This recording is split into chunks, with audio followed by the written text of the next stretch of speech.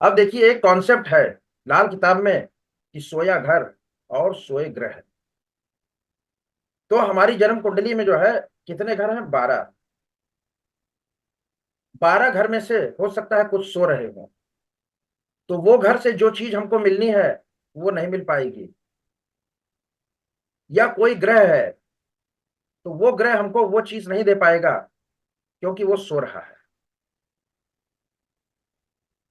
तो लाल किताब क्या कहती है कि जिस घर में कोई ग्रह ना हो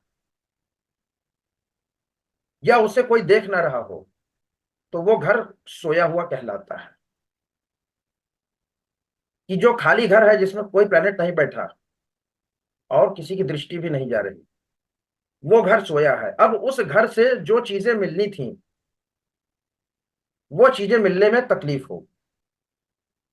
जैसे किसी का खाना नंबर 10 सो रहा है, तो खाना नंबर 10 किसका है? सरकार का है, काम काज का है और इज्जत मान सम्मान का है। तो उस चीज में कमी आ जाएगी। या किसी का नौकरी का भाव सोया पड़ा है, या किसी का किस्मत का जो भाव है वो ही सोया पड़ा है। ठीक ऐसे ही ग्रह है कि जिस भी ग्रह के मुकाबले में कोई ग्रह ना हो, यानी कि वो किसी ग्रह पर अपनी दृष्टि न डाल पा रहा हो, तो वो ग्रह सोया होगा।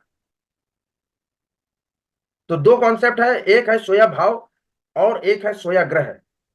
सोया भाव भी कुछ नहीं दे पाएगा और सोया ग्रह भी कुछ नहीं दे पाएगा।